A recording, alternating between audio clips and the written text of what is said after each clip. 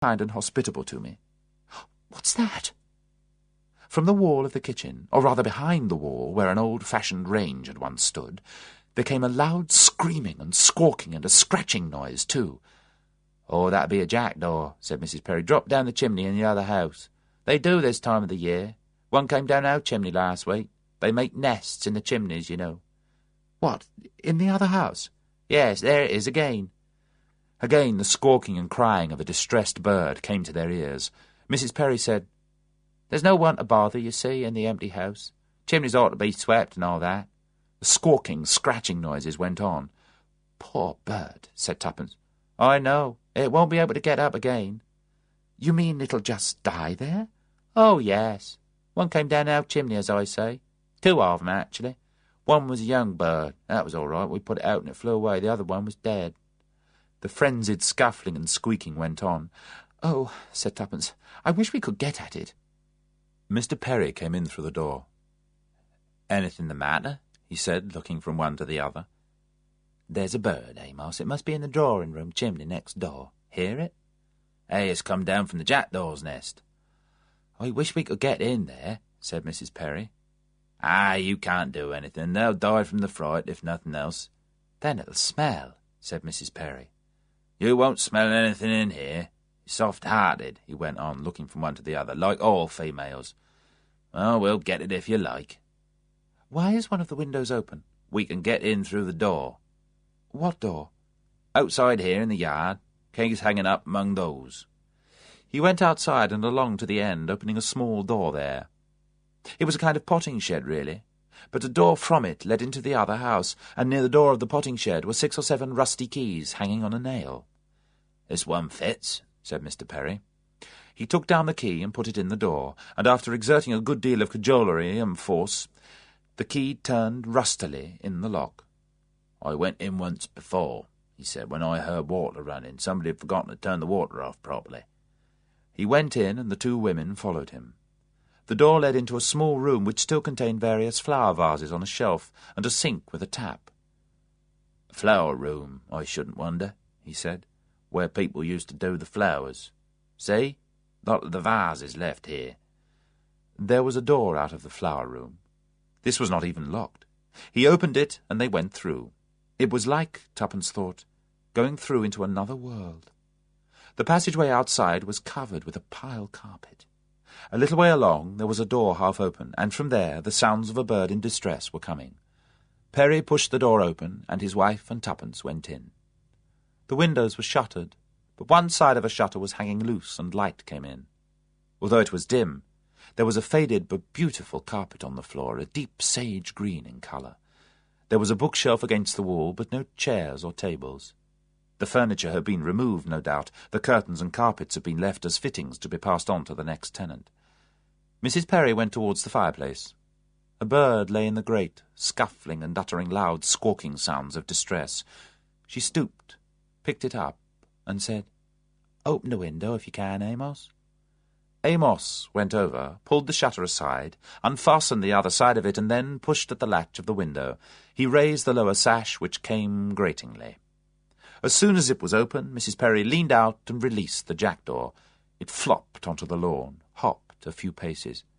"Better kill it," said Perry. "It's damaged."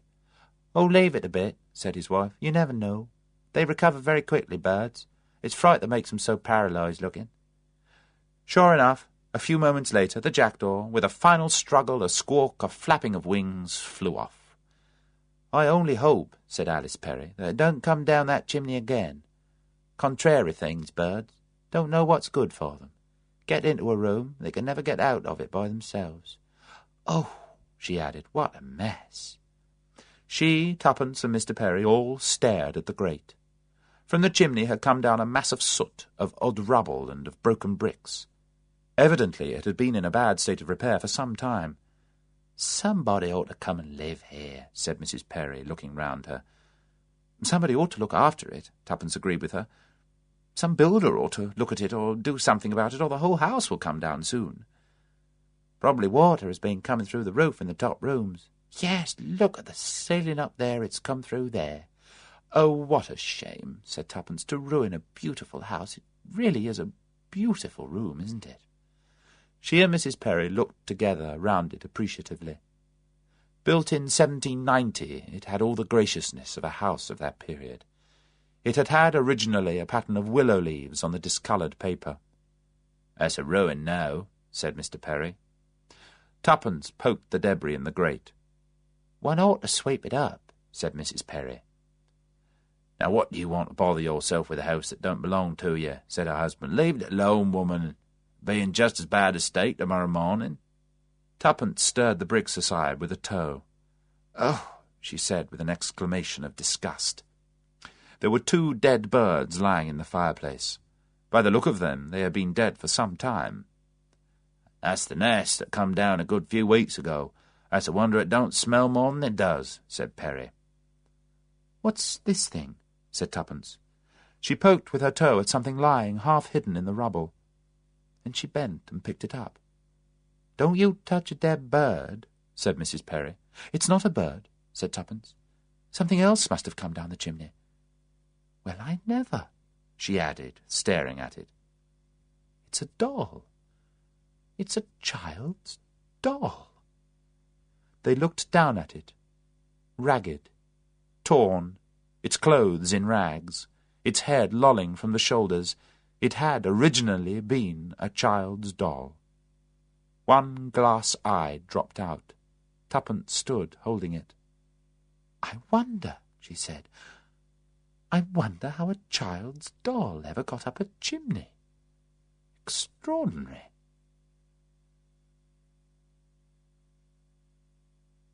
Chapter 8. Sutton Chancellor. After leaving the canal house, Tuppence drove slowly on along the narrow winding road which she had been assured would lead her to the village of Sutton Chancellor. It was an isolated road. There were no houses to be seen from it, only field gates from which muddy tracks led inwards. There was little traffic. One tractor came along, and one lorry proudly announcing that it carried Mother's Delight and the picture of an enormous and unnatural-looking loaf.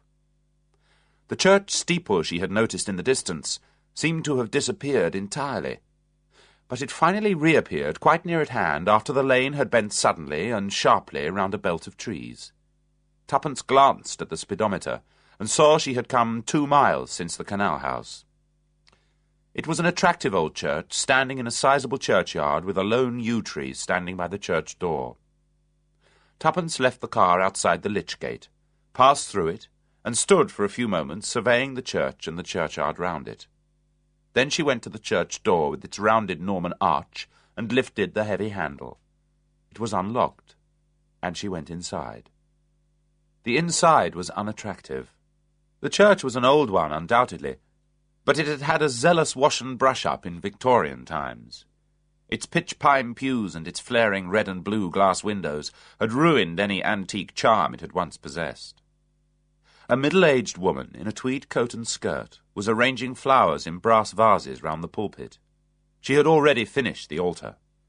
She looked round at Tuppence with a sharply inquiring glance. Tuppence wandered up an aisle, looking at memorial tablets on the walls. A family called Warrender seemed to be most fully represented in early years. All of the Priory, Sutton Chancellor. Captain Warrender, Major Warrender, Sarah Elizabeth Warrender, dearly beloved wife of George Warrender. A newer tablet recorded the death of Julia Stark, another beloved wife, of Philip Stark, also of the Priory, Sutton Chancellor. So it would seem the Warrenders had died out.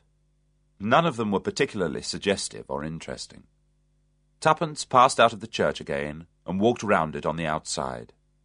The outside, Tuppence thought, was much more attractive than the inside. Early perp and deck, said Tuppence to herself, having been brought up on familiar terms with ecclesiastical architecture. She was not particularly fond of early perp herself.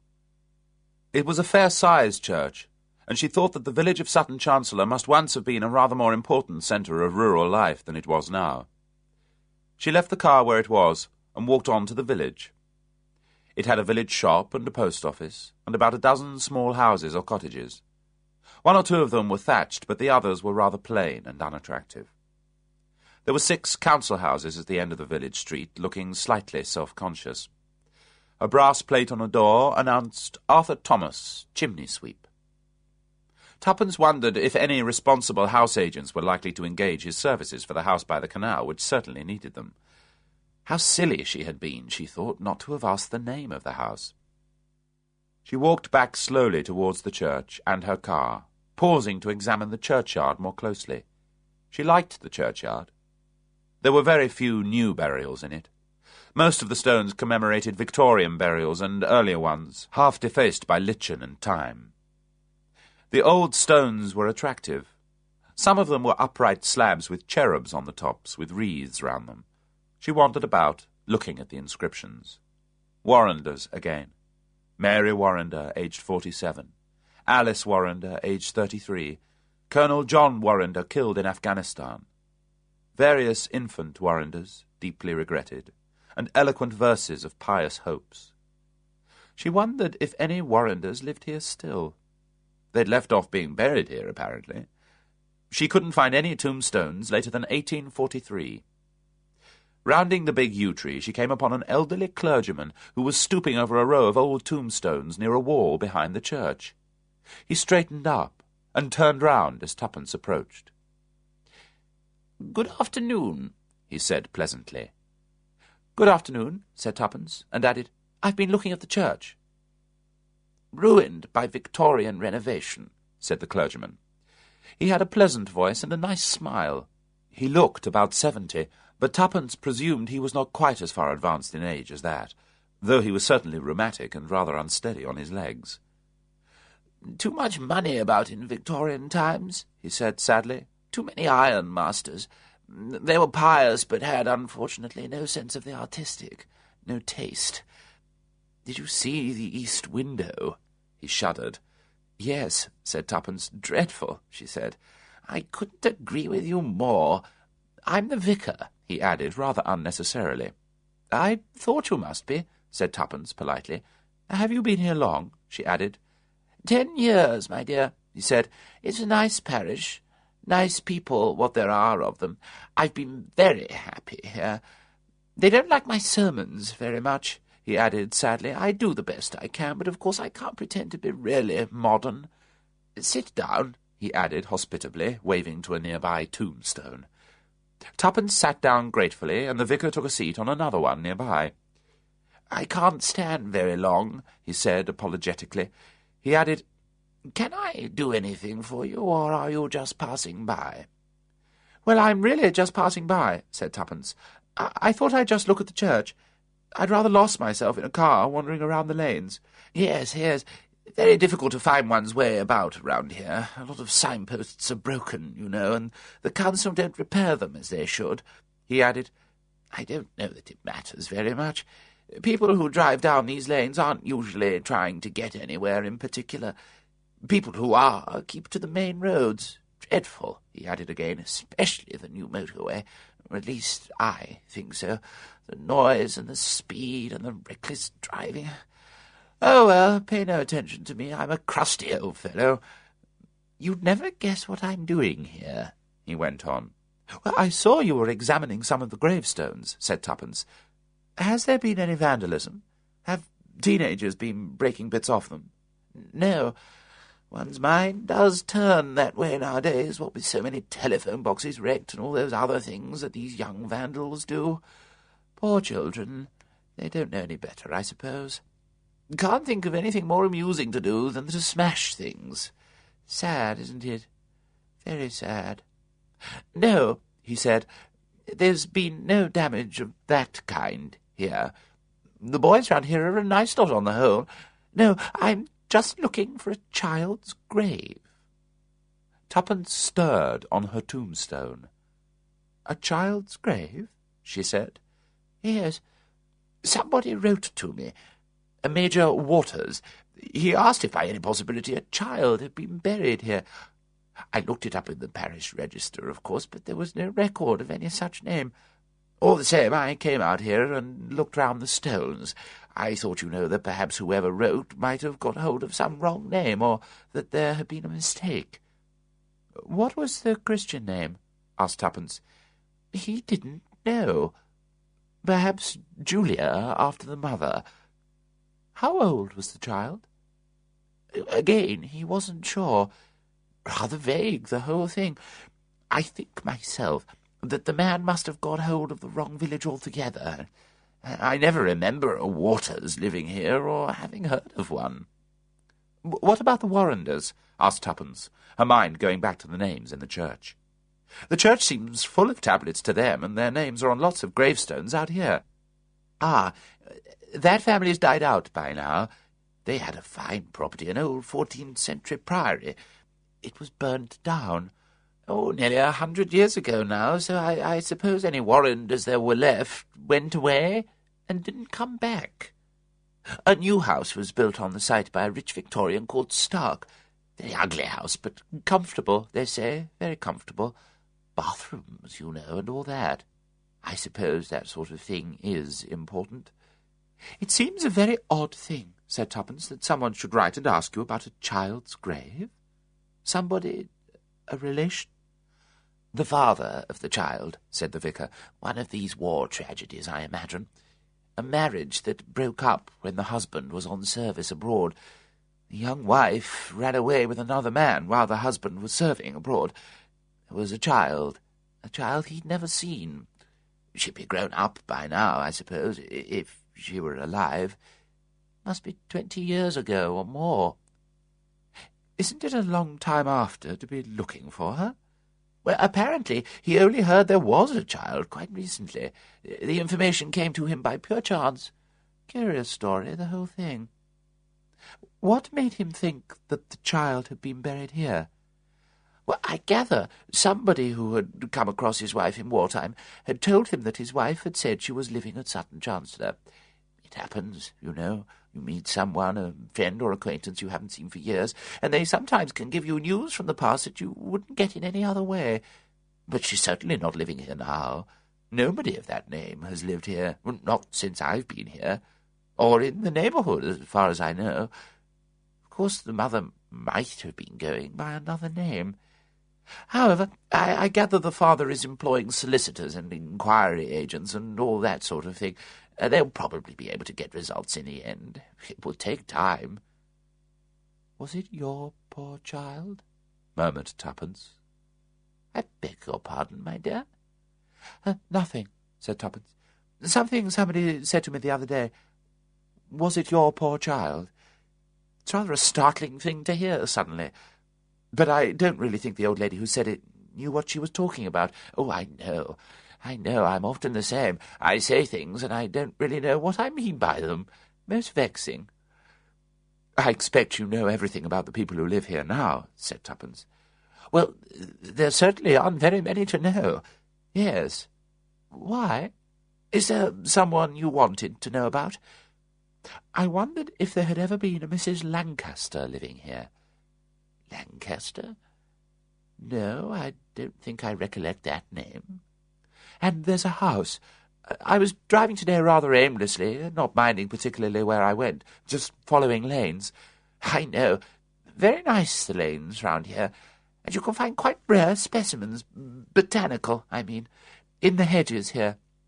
Nobody ever picks flowers in these hedges. We never get any tourists round here or that sort of thing. Yes, I've found some very rare specimens sometimes. Dusty crane's bell, for instance." "There was a house by a canal," said Tuppence, refusing to be sidetracked into botany, "near a little hump-backed bridge. It was about 2 miles from here. I wonder what its name was." "Let me see. Canal, hump-backed bridge. Well, there are several houses like that. There's Merricott Farm." It wasn't a farm." "Ah. Now, I expect it was the Perrys' house, Amos and Alice Perry." "That's right," said Tuppence. "Mr. and Mrs. Perry. She's a striking-looking woman, isn't she? Interesting, I always think. Very interesting. Medieval face, don't you think so? She's going to play the witch in our play we're getting up. The school children, you know. She looks rather like a witch, doesn't she?" "Yes," said Tuppence. "A friendly witch. As you say, my dear, absolutely rightly, yes, a friendly witch. But he—" "Yes, poor fellow," said the vicar. "Not completely compos mentis, but no harm in him." They were very nice. They asked me in for a cup of tea, said Tuppence. But what I wanted to know was the name of the house. I forgot to ask them. They're only living in half of it, aren't they? Yes, yes. In what used to be the old kitchen quarters. They call it Waterside, I think. Though I believe the ancient name for it was Watermead, a pleasanter name, I think. Who does the other part of the house belong to? Well, the whole house used to belong originally to the Bradleys. That was a good many years ago. Yes, 30 or 40 at least, I should think. And then it was sold, and then sold again, and then it remained empty for a long time. When I came here, it was just being used as a kind of weekend place by some actress. Miss Margrave, I believe. She was not here very much, just used to come down from time to time. I never knew her. She never came to church. I saw her in the distance sometimes. Beautiful creature. Very beautiful creature. Who does it actually belong to now? Tuppence persisted. I've no idea. Possibly it still belongs to her. The part the Perrys live in is only rented to them. I recognised it, you know, said Tuppence, as soon as I saw it, because I've got a picture of it. Oh, really? Oh, that must have been one of Boscombe's, or was his name Boscobel? Can't remember now. Some name like that. He was a Cornishman, fairly well-known artist, I believe. I rather imagine he's dead now. Yes, he used to come down here fairly often. He used to sketch all round this part of the world. He did some oils here, too. Very attractive landscapes, some of them. This particular picture, said Tuppence, was given to an old aunt of mine who died about a month ago. It was given to her by a Mrs. Lancaster. That's why I asked if you knew the name. But the vicar shook his head once more. Lancaster? Lancaster? No, I don't seem to remember the name. Oh, but here's a person you must ask. Our dear Miss Bligh. Very active, Miss Bligh is. She knows all about the parish. She runs everything. The Women's Institute, the Boy Scouts and the Guides, everything. You ask her. She's very active indeed. The vicar sighed. The activity of Miss Bligh seemed to worry him. Nellie Bligh, they call her in the village. The boys sing it after her sometimes. Nellie Bligh, Nellie Bligh. It's not her proper name. That's something more like Gertrude or Geraldine. Miss Bligh, who was the tweed-clad woman Tuppence had seen in the church, was approaching them at a rapid trot, still holding a small watering can. She eyed Tuppence with deep curiosity as she approached, increasing her pace and starting a conversation before she reached them.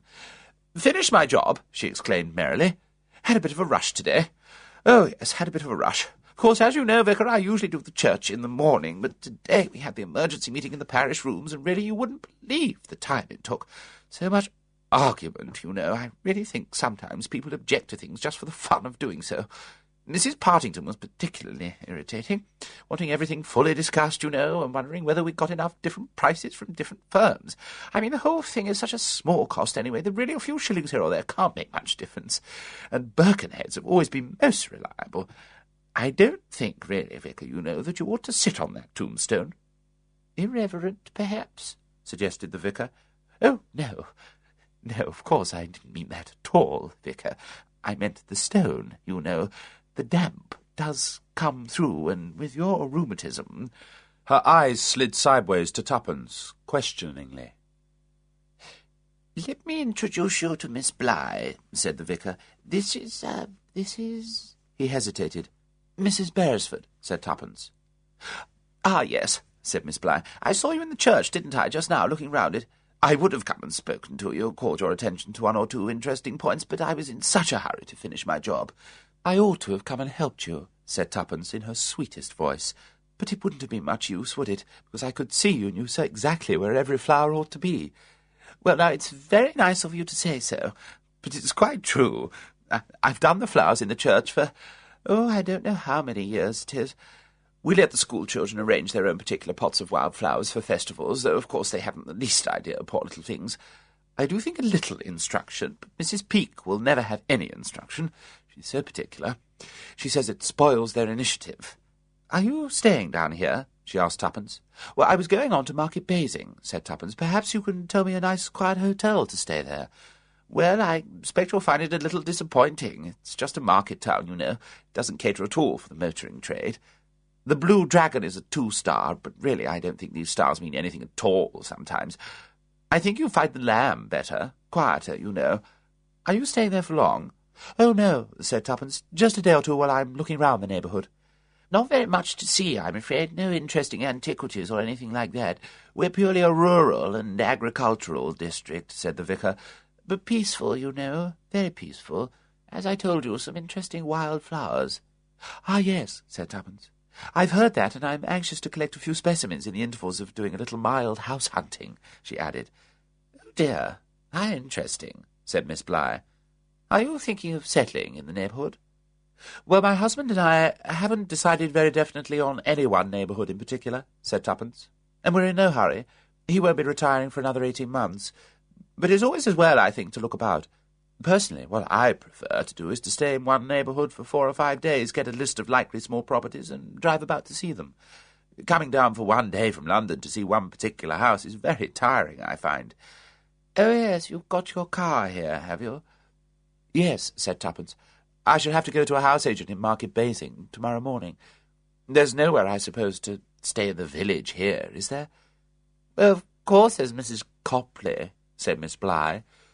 She takes people in the summer, you know, summer visitors. She's beautifully clean. All her rooms are. Of course she only does bed and breakfast and perhaps a light meal in the evening. But I don't think she takes anyone in much before August or July at the earliest. Perhaps I could go and see her and find out, said Tuppence. She's a very worthy woman, said the vicar. Her tongue wags a good deal, he added. She never stops talking, not for 1 single minute. A lot of gossip and chattering is always going on in these small villages, said Miss Bligh. I think it would be a very good idea if I helped Mrs. Beresford. I could take her along to Mrs. Copley and just see what chances there are. That would be very kind of you, said Tuppence. Then we'll be off, said Miss Bligh briskly. Goodbye, vicar. Still on your quest? Sad task, and so unlikely to meet with success. I really think it was a most unreasonable request to make. Tuppence said good-bye to the vicar, and said she would be glad to help him if she could. I could easily spend an hour or two looking at the various gravestones. I've got very good eyesight for my age. It's just the name Waters you're looking for. Not really, said the vicar. It's the age that matters, I think. A child of perhaps 7, it would be. A girl. Major Waters thinks that his wife might have changed her name, and that probably the child might be known by the name she had taken. And as he doesn't know what that name is, it makes it all very difficult. The whole thing's impossible, so far as I can see, said Miss Bligh. You ought never to have said you would do such a thing, vicar. It's monstrous suggesting anything of the kind. Well, the poor fellow seems very upset, said the vicar. A sad history altogether, so far as I can make out. But I mustn't keep you. End of Disc 2. Disc 3. Tuppence thought to herself as she was shepherded by Miss Bligh that no matter what the reputation of Mrs. Copley for talking, she could hardly talk more than Miss Bligh did. A stream of pronouncements, both rapid and dictatorial, poured from her lips. Mrs. Copley's cottage proved to be a pleasant and roomy one, set back from the village street with a neat garden of flowers in front, a whitened doorstep, and a brass handle well polished. Mrs. Copley herself seemed to Tuppence like a character straight out of the pages of Dickens. She was very small and very round, so that she came rolling towards you rather like a rubber ball. She had bright, twinkling eyes, blonde hair rolled up in sausage curls on her head, and an air of tremendous vigour. After displaying a little doubt to begin with, "Well, I don't usually, you know, no. My husband and I say summer visitors, that's different. Everyone does that if they can nowadays, and have to, I'm sure. But not this time of year so much we don't, not until July.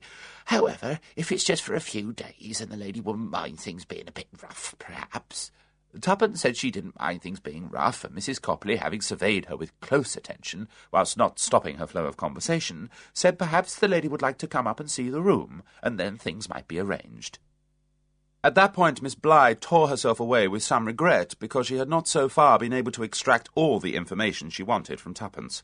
as to where she came from, what her husband did, how old she was, if she had any children, and other matters of interest. But it appeared that she had a meeting at her house over which she was going to preside, and was terrified at the risk that someone else might seize that coveted post. "You'll be quite all right with Mrs. Copley," she assured Tuppence. "She'll look after you, I'm sure. Now, what about your car?" "Oh, I'll fetch it presently," said Tuppence. "Mrs. Copley will tell me where I had better put it. I can leave it outside here, really, because it isn't a very narrow street, is it?" "Oh, my husband can do better than that for you," said Mrs. Copley. "He'll put it in the field for you, just round the side lane here, and it'll be quite all right there. There's a shed he can drive it into." Things were arranged amicably on that basis, and Miss Bligh hurried away to her appointment. The question of an evening meal was next raised. Tuppence asked if there was a pub in the village. "Oh, we have nothing as a lady could go to," said Mrs. Copley, "but if you'd be satisfied with a couple of eggs and a slice of ham and maybe some bread and homemade jam." Tuppence said that would be splendid. Her room was small, but cheerful and pleasant, with a rosebud wallpaper and a comfortable-looking bed and a general air of spotless cleanliness. "Yes, it's a nice wallpaper, miss," said Mrs. Copley, who seemed determined to accord Tuppence single status. "Chose it, we did, so that any newly married couple should come here on honeymoon. Romantic, if you know what I mean." Tuppence agreed that romance was a very desirable thing. "They haven't got so much to spend nowadays, newly married, not what they used to. Most of them, you see, are saving for a house or are making down payments already. Or they've got to buy some furniture on the hire purchase, and it doesn't leave anything over for having a posh honeymoon or anything of that kind. They're careful, you know, most of the young folk. They don't go bashing all their money." She clattered downstairs again, talking briskly as she went. Tuppence lay down on the bed to have half an hour's sleep after a somewhat tiring day. She had, however, great hopes of Mrs. Copley, and felt that once thoroughly rested herself, she would be able to lead the conversation to the most fruitful subjects possible. She would hear, she was sure, all about the house by the bridge, who had lived there, who had been of evil or good repute in the neighbourhood, what scandals there were, and other such likely topics. She was more convinced of this than ever when she had been introduced to Mr. Copley, a man who barely opened his mouth.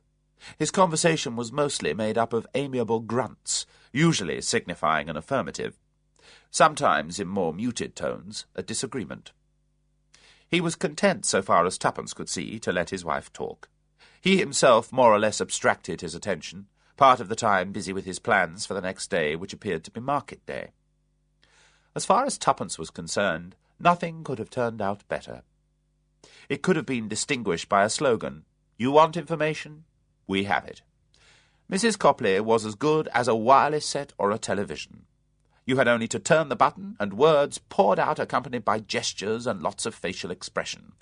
Not only was her figure like a child's rubber ball, her face might also have been made of India rubber. The various people she was talking about almost came alive in caricature before Tuppence's eyes. Tuppence ate bacon and eggs, and had slices of thick bread and butter, and praised the blackberry jelly. Homemade, her favourite kind, she truthfully announced, and did her best to absorb the flood of information so that she could write notes down in her notebook later. A whole panorama of the past in this country district seemed to be spread out before her. There was no chronological sequence, which occasionally made things difficult. Mrs. Copley jumped from 15 years ago to 2 years ago to last month, and then back to somewhere in the 20s. All this would want a lot of sorting out, and Tuppence wondered whether in the end she would get anything. The first button she had pressed had not given her any result. That was a mention of Mrs. Lancaster. "I think she came from hereabouts," said Tuppence, allowing a good deal of vagueness to appear in her voice. "She had a picture, a very nice picture, done by an artist who I believe was known down here." "Who did you say now?" "Mrs. Lancaster." "No, I don't remember any Lancasters in these parts." Lancaster. Oh, a gentleman had a car accident, I remember. Oh, no, it's the car I'm thinking of. A Lancaster, that was. No, Mrs. Lancaster. It wouldn't be Miss Bolton, would it? She'd be about 70 now, I think. She might have married a Mr. Lancaster. She went away and travelled abroad, and I do hear she married someone. The picture she gave my aunt was by a Mr. Boscobel, I think the name was," said Tuppence. "What a lovely jelly. I don't put no apple in it either, like most people do. Makes it gel better, they say, but it takes all the flavour out." "Yes," said Tuppence, "I quite agree with you, it does." "Who did you say now?" "Began with a B, but I didn't quite catch it." Boscobel, I think. Oh, I remember Mr. Boscowan well. Let's see now. That must have been 15 years ago, it was at least, that he came down here. He came several years running, he did. He liked the place, actually rented a cottage, one of Farmer Hart's cottages it was, that he kept for his labourer. But they built a new one, they did, the council. 4 new cottages, specially for labourers. Regular artist, Mr. B was, said Mrs. Copley. Funny kind of coat he used to wear, sort of velvet or corduroy. Used to have holes in the elbows, and he wore green and yellow shirts, he did. Oh, very colourful he was. I liked his pictures, I did. He had a showing of them one year. Round about Christmas time it was, I think. No, of course not. It must have been in the summer. He wasn't here in the winter. Yes, very nice. Nothing exciting, if you know what I mean. Just a house with a couple of trees or 2 cows looking over a fence. But all nice and quiet and pretty colours. Not like some of these young chaps nowadays. Do you have a lot of artists down here? Not really. Oh, no, not to speak of. 1 or 2 ladies comes down in the summer and does sketching sometimes, but I don't think much of them. We had a young fellow a year ago called himself an artist. Didn't shave properly. Can't say I liked any of his pictures much. Funny colours all swirled round anyhow. Nothing you could recognise a bit. Sold a lot of his pictures he did at that, and they weren't cheap, mind you. Ought to have been £5, said Mr. Copley, entering the conversation for the first time so suddenly that Tuppence jumped. What my husband thinks is, said Mrs. Copley, resuming her place as interpreter to him, he thinks no picture ought to cost more than £5. Paints wouldn't cost as much as that. That's what he says, don't you, George? Ah, said George. Mr. Boscowan painted a picture of that house by the bridge and the canal. Waterside or Watermead, isn't it called? I came that way today. Oh, you came along that road, did you? Oh, it's not much of a road, is it? Very narrow. Lonely that house is, I always think. I wouldn't like to live in that house. Too lonely. Don't you agree, George? George made the noise that expressed faint disagreement and possibly contempt at the cowardice of women. That's where Alice Perry lives, that is, said Mrs. Copley. Tuppence abandoned her researches on Mr. Boscowan to go along with an opinion on the Perrys. It was, she perceived, always better to go along with Mrs. Copley, who was a jumper from subject to subject. Queer couple they are, said Mrs. Copley. George made his agreeing sound. Keep themselves to themselves, they do. Don't mingle much, as you'd say. She goes about looking like nothing on earth, Alice Perry does. Mad, said Mr. Copley. Well, I don't know as I'd say that. She looks mad, all right, all that scatty hair flying about, and she wears men's coats and great rubber boots most of the time, and she says odd things and doesn't sometimes answer you right when you ask her a question. But I wouldn't say she was mad. Peculiar, that's all. Do people like her? Nobody knows her, hardly, although they've been here several years. There are all sorts of tales about her, but there's always tales. What sort of tales? Direct questions were never resented by Mrs. Copley, who welcomed them as one who was only too eager to answer. Calls up spirits, they say, at night, sitting round a table. And there's stories of lights coming about the house at night, and she reads a lot of clever books, they say, with things drawn in them, circles and stars. If you ask me, it's Amos Perry's is the one that's not quite all right. He's just simple, said Mr. Copley indulgently. Well, you might be right about that, but there were tales said of him once. Fond of his garden, but doesn't know much. It's only half a house, though, isn't it? Said Tuppence. Mrs. Perry asked me in very kindly. Did she know? Did she really? Oh, I don't know as I'd have liked to go into that house, said Mrs. Copley. Their part of it's all right, said Mr. Copley. Isn't the other part all right? Said Tuppence. The front part that gives on the canal. Well, there used to be a lot of stories about it. Of course, nobody's lived in it for years. They say there's something queer about it. Lots of stories told. But when you come down to it, it's not stories in anybody's memory here. It's all long ago. It was built over 100 years ago, you know. They say as there was a pretty lady kept there first, built for her it was, by one of the gentlemen at court. Queen Victoria's court? Asked Tuppence with interest. Oh, I don't think it would be her. She was particular, the old queen was. No, I'd say it was before that. Time of one of them Georges. This gentleman, he used to come down and see her, and the story goes that they had a quarrel and he cut her throat one night. How terrible, said Tuppence. Did they hang him for it? No. Oh, no, there was nothing of that sort. Story is, you see, that he had to get rid of the body, and he walled her up in the fireplace. Walled her up in the fireplace? Some ways they tell it. They say she was a nun, and she had run away from a convent, and that's why she had to be walled up. That's what they do at convents. But it wasn't nuns who walled her up. No, he did it. Her lover, what had done her in. And he bricked up all the fireplace, they say, and nailed a big sheet of iron over it. Anyway, she was never seen again, poor soul, walking about in her fine dresses. Some said, of course, she'd gone away with him. Gone away to live in town or back to some other place. People used to hear noises and see lights in the house, and a lot of people don't go near it after dark. But what happened later, said Tuppence, feeling that to go back beyond the reign of Queen Victoria seemed a little too far into the past for what she was looking for. Well, I don't really know as there was very much. Farmer called Blodgett took it over when it came up for sale, I believe. He weren't there long either, what they called a gentleman farmer. That's why he liked the house, I suppose. But the farming land wasn't much use to him, and he didn't know how to deal with it, so he sold it again. Changed hands ever so many times it has. Always builders coming along and making alterations, new bathrooms, that sort of thing. A couple had it who were doing chicken farming, I believe, at one time.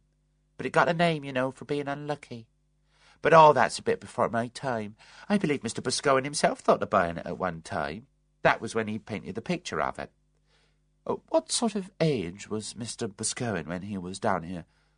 40, I would say, or maybe a bit more than that. He was a good-looking man in his way. Running to fat a bit, though. Great one for the girls, he was. Ah, said Mr. Copley. It was a warning grunt this time. Ah, well, we all know what artists are like, said Mrs. Copley, including Tuppence in this knowledge. Go over to France a lot, you know, and get French ways, they do. He wasn't married? Not then, he wasn't. Not when he was first down here. Bit keen he was on Mrs. Charrington's daughter, but nothing came of it. She was a lovely girl, though, but too young for him. She wasn't more than 25. Who was Mrs. Charrington? Tuppence felt bewildered at this introduction of new characters. What the hell am I doing here, anyway? She thought suddenly as waves of fatigue swept over her. I'm just listening to a lot of gossip about people and imagining things like murder which aren't true at all. I can see now. It started when a nice but addle-headed old pussy got a bit mixed up in her head and began reminiscing about stories this Mr. Boscowan, or someone like him who may have given the picture to her, told about the house and the legends about it, of someone being walled up alive in a fireplace, and she thought it was a child for some reason. And here I am going round investigating mares' nests. Tommy told me I was a fool, and he was quite right, I am a fool. She waited for a break to occur in Mrs. Copley's even flow of conversation, so that she could rise, say good-night politely, and go upstairs to bed. Mrs. Copley was still in full and happy spate. Mrs. Charrington, oh, she lived in Watermead for a bit, said Mrs. Copley. Mrs. Charrington and her daughter. She was a nice lady, she was, Mrs. Charrington. Widow of an army officer, I believe.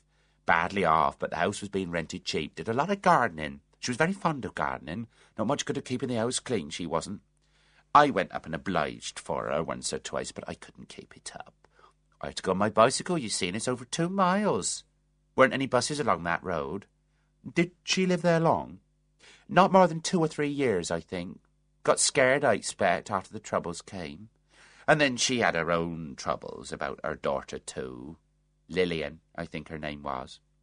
Tuppence took a draught of the strong tea with which the meal was fortified, and resolved to get finished with Mrs. Charrington before seeking repose.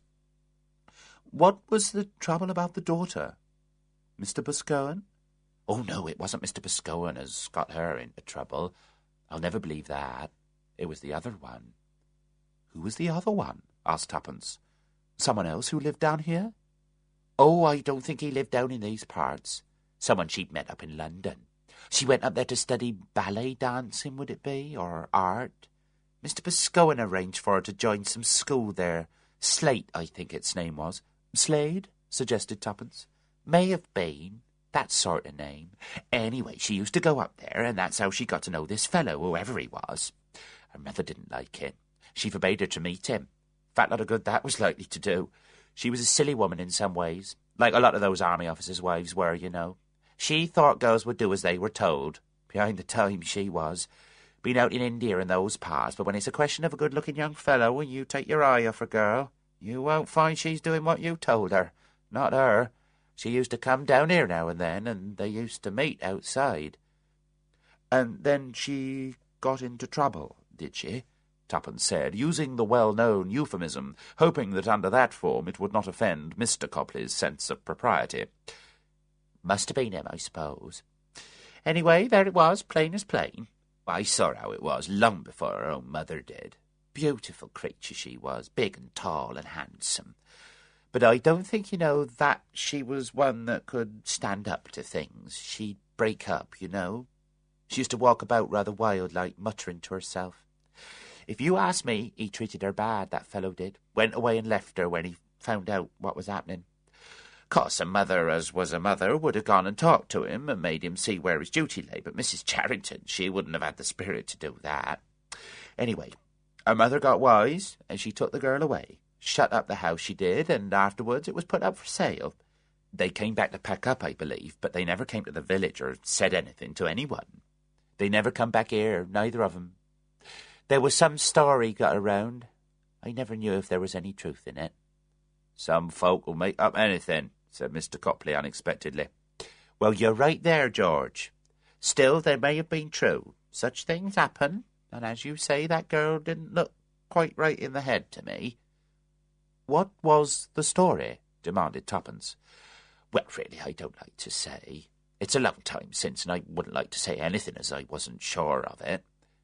It was Mrs. Babcock's Louise who put it about. Awful liar that girl was. The things she'd say.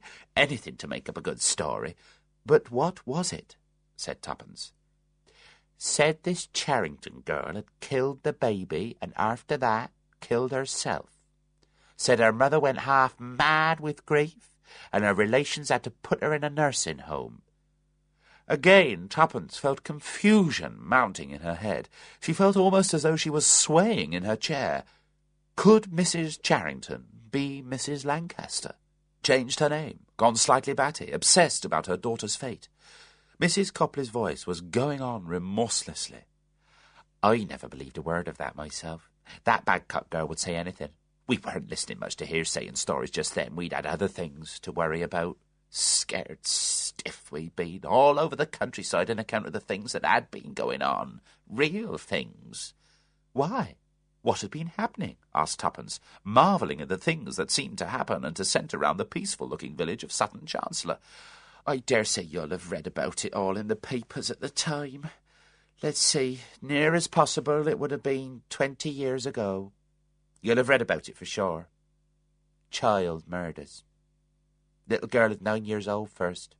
Didn't come home from school one day. Whole neighbourhood was out searching for her. Dingley Copse she was found in. Strangled she'd been. Oh, it makes me shiver still to think of it. Well, that was the first. Then about 3 weeks later, another. The other side of Market Basin that was, but within the district, as you might say. A man with a car could have done it easy enough. Then there were others. Not for a month or two sometimes, and then there'd be another one. Not more than a couple of miles from here one was, almost in the village, though. Didn't anyone know who'd done it? Oh, they tried hard enough, said Mrs. Copley. Detained a man quite soon, they did. Someone from t'other side of Market Basin. Said he was helping them in their inquiries. You know what that always means. They think they've got him. They pulled in first one and then another, but always after 24 hours or so they had to let him go again. Found out he couldn't have done it, or wasn't in these parts, or somebody gave him an alibi. You don't know, Liz, said Mr. Copley. They may have known quite well who done it. I'd say they did. That's often the way of it, or so I've heard. Police know who it is, but they can't get the evidence. That's wives, that is, said Mrs. Copley. Wives, or mothers, or fathers, even. Even the police can't do much, no matter what they might think. A mother says, my boy was here that night at dinner. Or his young lady says she went to the pictures with him that night, and he was with her the whole time. Or her father says that he and his son were out in the far field together doing something. Well, you can't do anything against it. They may think the father or the mother or his sweetheart's lying, but unless someone else come along and say they saw the boy or the man or whatever it is in some other place, there's not much they can do. It was a terrible time. Right ahead up, we all were round here. When we heard another child was missing, we'd make parties up. Aye, that's right, said Mr. Copley. When they got together, they'd go out and they'd search.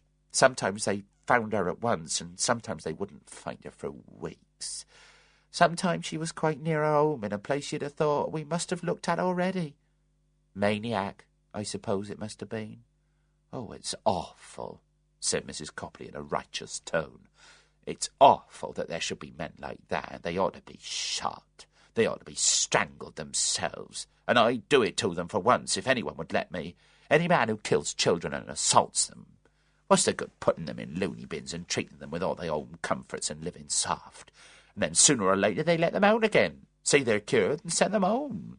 That happened somewhere in Norfolk. My sister lives there, and she told me about it. He went back home, and 2 days later he'd done in someone else. Crazy they are, these doctors, some of them saying these men are cured when they're not. And you've no idea down here who it might have been, said Tuppence. Do you think really it was a stranger? Might have been a stranger to us, but it must have been someone living within, I'd say a range of 20 miles round. Might have been here in this village. You always thought it was, Liz. You get het up, said Mrs. Copley. You think it's sure to be here in your own neighbourhood because you're afraid, I suppose. I used to look at people. So did you, George. You'd say to yourself, I wonder if it could be that chap. He seemed a bit queer lately, that sort of thing. I don't suppose, really, he looked queer at all, said Tuppence. He probably looked just like everyone else. Yes, it could be you've got something there. I've heard it said that you wouldn't know, and whoever it was had never seen mad at all, but other people say there's always a terrible glare in their eyes. Jeffries, he was a sergeant of police here then, said Mr. Copley. He always used to say he had a good idea, but there was nothing doing. They never caught the man? Nope. Over 6 months it was, nearly a year. Then the whole thing stopped. There's never been anything of that kind round here since. No, I think he must have gone away. Gone away altogether. That's what makes people think they might know who it was. You mean because of people who did leave the district? Well, of course it made people talk, you know. They'd say it might be so-and-so. Tuppence hesitated to ask the next question, but she felt that with Mrs. Copley's passion for talking it wouldn't matter if she did. Who did you think it was? She asked. Well, it's that long ago I'd hardly like to say, but there was names mentioned, talked of, you know, and looked at. Some has thought it might be Mr. Boscawen. Did they? Yes, being an artist and all artists are queer. They say that, but I didn't think it was him. There was more as said it was Amos Perry, said Mr. Copley. Mrs. Perry's husband? Yes. He's a bit queer, you know, simple-minded. He's the sort of chap that might have done it. Were the Perrys living here, then? Yes, not at Watermead. They had a cottage about 4 or 5 miles away. Police had an eye on him, I'm sure of that. Couldn't get anything on him, though, said Mrs. Copley. His wife spoke for him always. Stayed at home with her in the evenings, he did. Always, she said. Just went along sometimes to the pub on a Saturday night, but none of these murders took place on a Saturday night, so there wasn't anything in that. Besides, Alice Perry was the kind you believe when she gave evidence. She'd never let up or back down. You couldn't frighten her out of it. Anyway, he's not the one.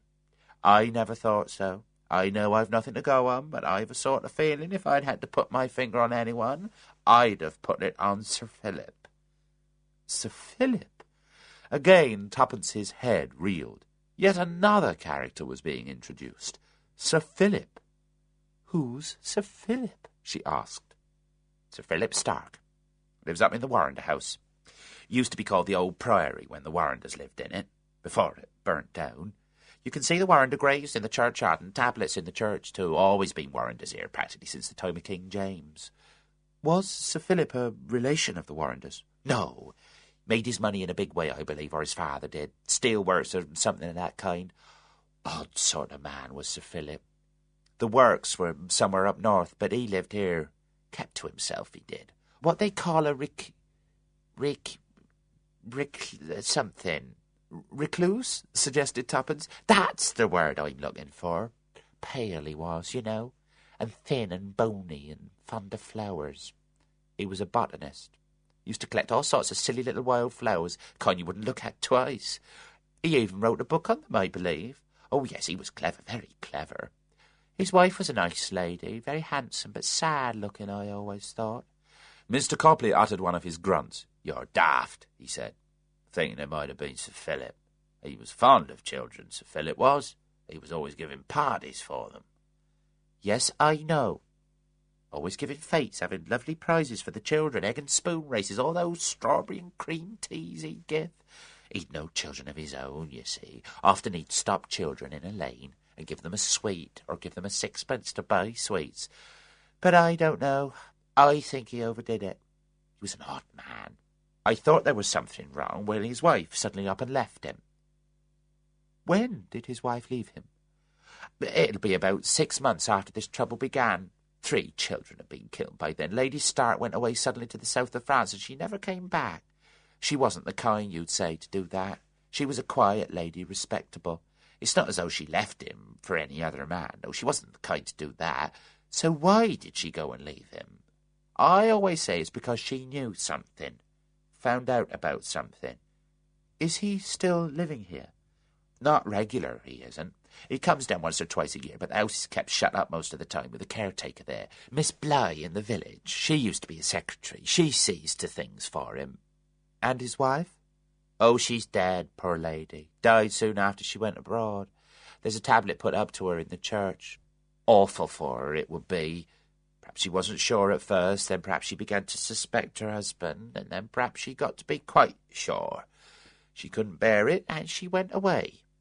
"Things you women imagine," said Mr. Copley. All I say is there was something that wasn't right about Sir Philip. He was too fond of children, I think, and it wasn't in a natural kind of way. "Women's fancies," said Mr. Copley. Mrs. Copley got up and started to move things off the table. "'Bout time," said her husband. "You'll give this lady here bad dreams if you go on about things as were over years ago and have nothing to do with anyone here any more." It's been very interesting hearing, said Tuppence, but I am very sleepy.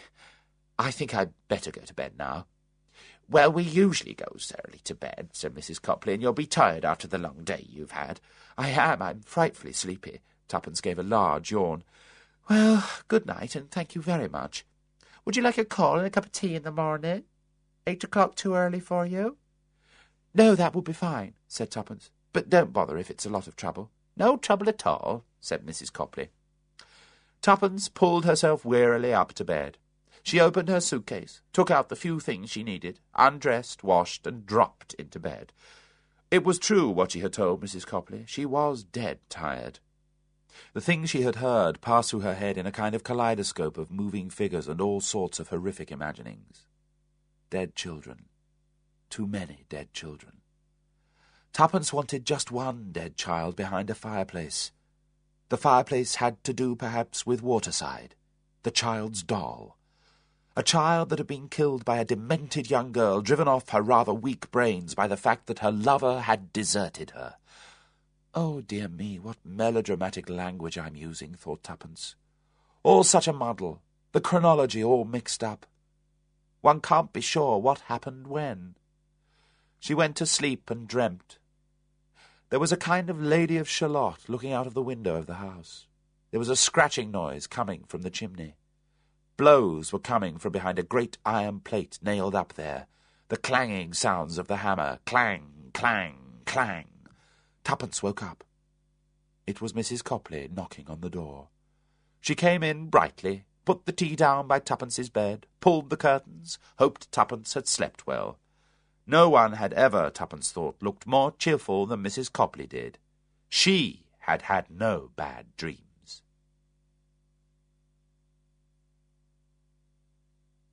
Chapter 9. A Morning in Market Basing. Ah, well, said Mrs. Copley as she bustled out of the room. Another day. That's what I always say when I wake up. Another day, thought Tuppence, sipping strong black tea. I wonder if I'm making an idiot of myself. Could be. Wish I had Tommy here to talk